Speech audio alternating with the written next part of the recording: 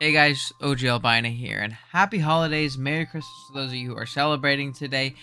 Today I don't have our BBR battle as it is Christmas and they wanted to give us the extension, so that'll be going up next Sunday. Instead, I have a little bit of a Christmas themed video for you guys today.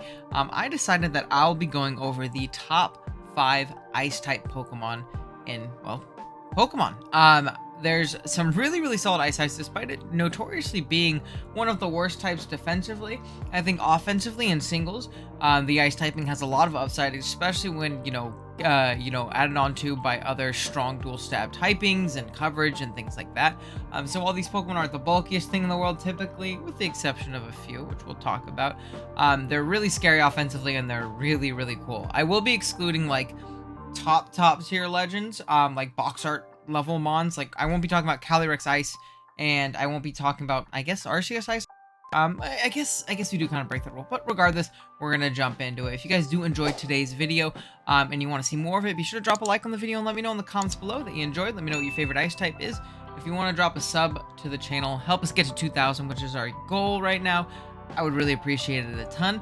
And yeah, with that being said, we can kind of jump on into it. First up at number 5, we have a Pokemon that, while it's at the bottom of my list now, it might have been a little bit higher up before, and it really saw a fall from grace, but man, was it good at its peak, and that's going to be Weavile. Weavile has had a pretty tumultuous journey throughout the last few generations, honestly, last gen being a ridiculous top tier threat in the OU metagame, as well as in Draft League metagames and things like that, mostly due to the combination of knockoff plus triple axle. Really, there weren't many things that could switch into it, and the stab knockoff in particular was incredible for it, because even before triple axle was a move in Gen 7 and Gen 6, when Weavile had knock, it was a great forcer of its own progress.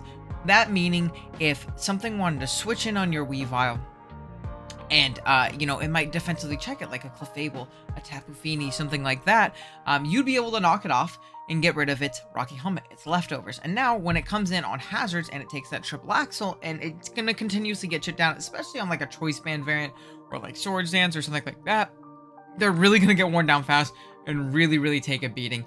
Like I said though, Weavile did see a pretty big fall from grace due to Scarlet and Violet not having like home transferable moves.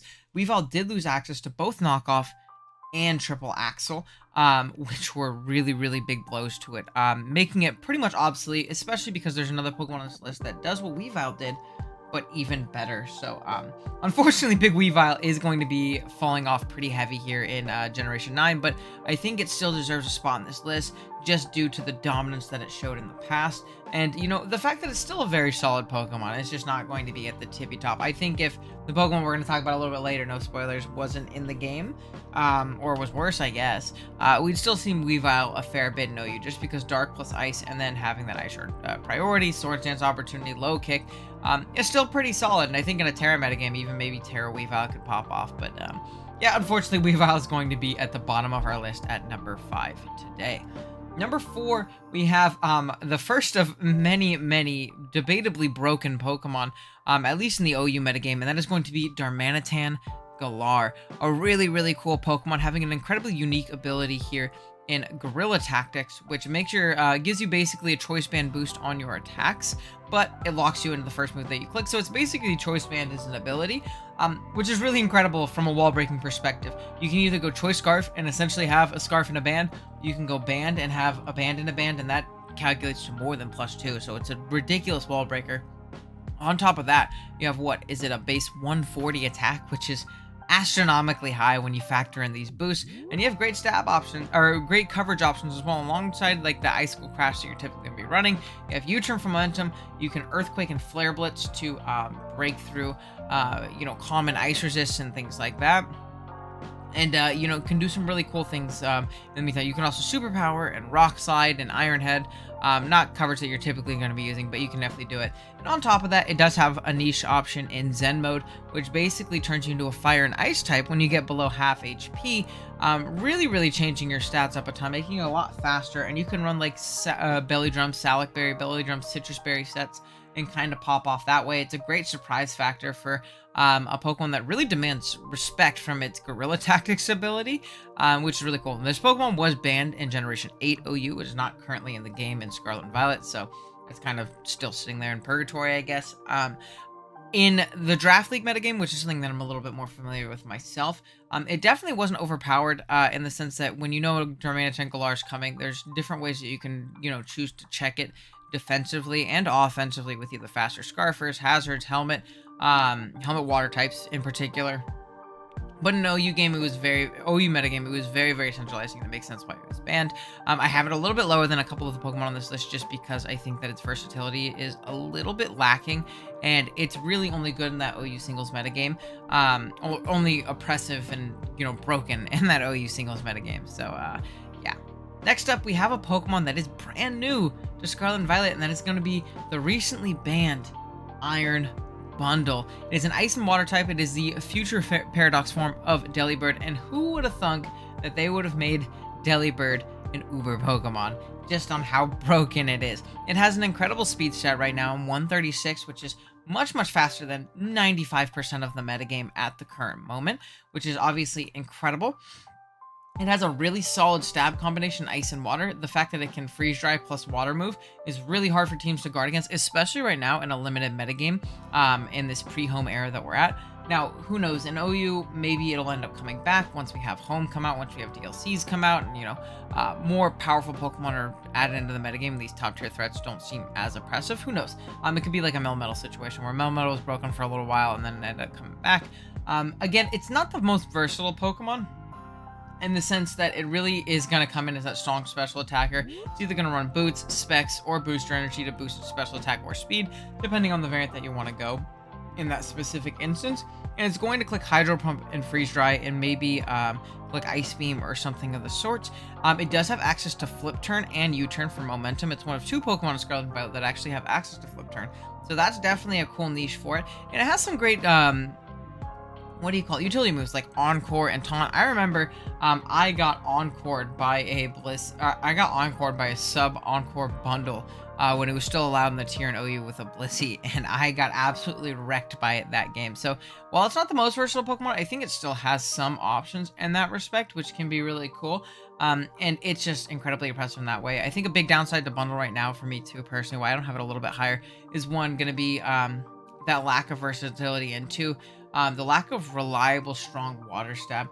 You really only have Hydro Pump in that instance. I think if this thing had Surf or Scald for some reason, even though nothing gets Scald. And honestly, with this Pokemon, Scald wouldn't make sense on the Ice Water Bird. But at least Surf would have been really, really nice for Iron Bundle, in my opinion, to allow it to have a little bit more of an accurate and reliable stab option. And Surf's an incredible moves in single battles just because of its, still pretty solid base power, but its reliability and no drawback in clicking it. So I think that's why it holds it back a little bit for me, not being higher on the list. And I think the next couple Pokemon here on the list are a little bit more justified, in my opinion. So, yeah, moving on to number 2, we have yet another top tier new ice type. Gen 9 just really made it great for us. We have Chien-Pao, probably my personal favorite Pokemon to use in this generation competitively. I have really, really enjoyed using this thing, whether it be on the OU ladder or in a couple draft leagues, which may be making your way to you soon. Chien-Pao has been absolutely incredible for me, and I've really enjoyed using it. Sword of Ruin is just it's a ridiculous ability. What it does, if you guys don't know, it lowers the defense stat of all other Pokemon. What do you call it? The defense stat of all other Pokemon is multiplied by 7.75. I think that's... So basically, what it does, is that it's going to be lowering the defense stat of everything on the field. And it's not like a, switch and intimidate kind of thing, and it lowers the defense of them all that's on the field, and they switch out and it resets. No, it is everything on the field at that time. So it is incredibly hard to pivot around this thing. There are very seldom checks to this thing defensively in the metagame, and it's so much faster than everything. And on top of that, even for Scarfers or the rare faster Mon, you have Sucker Punch plus Ice Shard for stab. Really strong priority. We talked about Weavile earlier. This Pokemon doesn't get Knock or Axle, but it does not matter because it is Mega Weavile. 135 base speed, 120 attack with Swords Dance, dual priority. It can Ice Spinner or Crash. It can Sacred Sword. It can Crunch. And it can Psychic Fangs. It doesn't have the deepest coverage in the world, but it's an example of a Pokemon that has everything that it needs to succeed and do well. Whether that be in the OU metagame or in the draft metagame, I think it is absolutely incredible in singles. And I hear it's probably going to be great in doubles too. It's just that's not my area of expertise. I really enjoy it, especially in Terra metagames. Man, just Terra Dark this thing, 2-hit KO every switch in. I am playing in a Draft League tournament right now that Smogon's actually hosting, and I've used Terra Ground Chien-Pao a couple times because it's given me some pretty advantageous situations. So there's a lot that Chien-Pao can do for a team, and it's mostly going to be offensive things, but whatever it is that you want to use, Chien-Pao is going to do it well. So, yeah.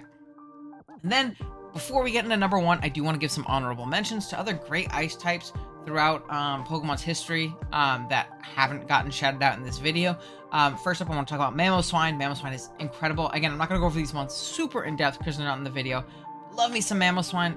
Great breaker, great abilities in Oblivious Thick Fat, solid rocker, Ice Shard for priority, hits incredibly hard. Ice and Ground is an incredible stab combination. It's a very reliable Pokemon. If it was any faster, it would be like objectively broken. So that 80 base speed is kind of holding it at bay there. But that 130 attack with that base with those stabs, man, it's tough to deal with, and it is always a great sleeper wall breaker on any team.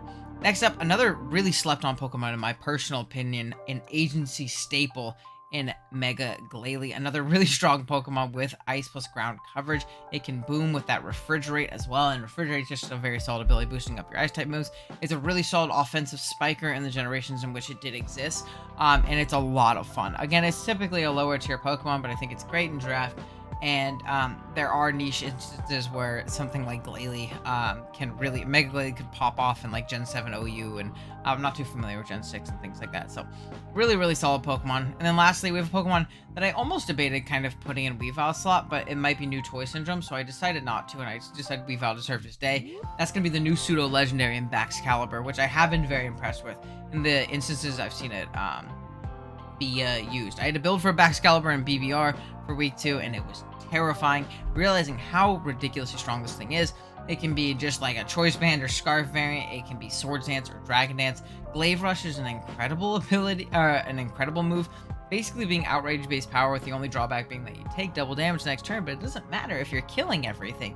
So why not click Glaive Rush? Ice Shard for priority. It gets Earthquake and Brick Break. You can also Icicle Crash and all that fun stuff. So really solid Pokemon. Okay, for the last Pokemon in this list, we are going to go with Kyurem/Kyurem Black. What? Oh, and you picked 2 Pokemon for the last slot? I know. I'm sorry. I felt like I had to. Both of these Pokemon deserve their time in the limelight, and these mons are incredible in my opinion, especially from really from Generation 8 onwards. Now, they were both solid Pokemon before, from Gen 5 onwards. They were both really, really solid metagame threats, but Gen 8 really sent them over the top. Kyurem Black being the better one of the 2, obviously, but we will talk. And then Kyurem White obviously being like objective, broken, high tier Uber. I feel like Kyurem Black really teaches that line on a Pokemon we can talk about in a list like this without it getting too boring. But we'll talk about regular Kyurem first, because they actually play very differently. Kyurem was banned in OU last generation, and is an incredible Draft League Pokemon that's not typically banned, but it's still amazing due to its ridiculously high bulk and its ability to really, really punish and break down its own counters.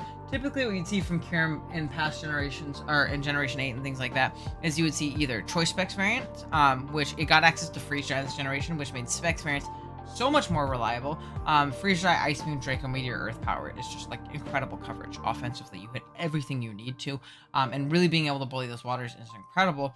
But Kyurem could always bully waters before with sub variants, and it getting Freeze Dry in Generation 8 made it bully those water types even more.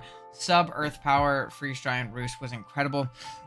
And it was also incredible due to Kyurem's ability to pressure stall things with pressure and subbing and roosting, and its great natural bulk of 125 HP, 90 defense, and 90 SPDF. And again, 130 in its special attack stat was really, really incredible. And like I said, it would typically run like boots or maybe even leftovers on a variant like that and get a lot of mileage out of it. And you can even see rare Dragon Dance variants, as it did get access to Dragon Dance, which is a perfect segue into big beatdown Kyurem Black here. That was the one of the 2 things Kyurem Black was missing. One, it didn't have DD, which was good in prior generations because that meant it wasn't objectively broken. But another thing it didn't have was physical Ice Stab. This behemoth, this monster of a Pokemon, does not have Ice Punch. Look how big his arms are. You're gonna tell me he doesn't get Ice Punch? Crazy. They still didn't give him Ice Punch, unfortunately, but what they did do is they did give him access to Icicle Spear. Not the most reliable stab option in the world, but still very, very solid, especially if you have base 170 attack. You're Dragon Dancing up, you're clicking Icicle Spear, you're clicking Fusion Bolt, which is great neutral coverage on a ton of things. You're clicking Dragon Claw or Outrage potentially. You can Roost Up, you can be Sub DD, you can be Life Orb, you can be Boots. You can even still be special variants of Kyurem Black and really break through and surprise teams that way, or even mix Life Orb sets. This thing really does do it all, and it is incredibly strong, and that's why it went from being an incredible Pokemon in Generation 5, 6, and 7 to being objectively broken in Generation 8, and presumably always going forward as long as it keeps these moves. So Kyurem Black is going to be our best Ice type of all time. Thank you guys so much for watching. If you guys enjoyed this like top 5 blank of all time video, I thought it would be pretty fun. Now we have new mons, we can kind of like rehash some of old opinions that we have and kind of talk about what the best mons of each type could be. Maybe we'll make this into a series if it does well and you guys enjoy it. Please let me know. I'll know to make more. I know it's Christmas, so maybe a lot of you can't watch it today, but if you watch it the day after or whenever you watch it, just let me know if you enjoyed it. I appreciate you. Again, happy holidays. Merry Christmas to those of you who are celebrating today. And I'll see you guys in the next one. Peace.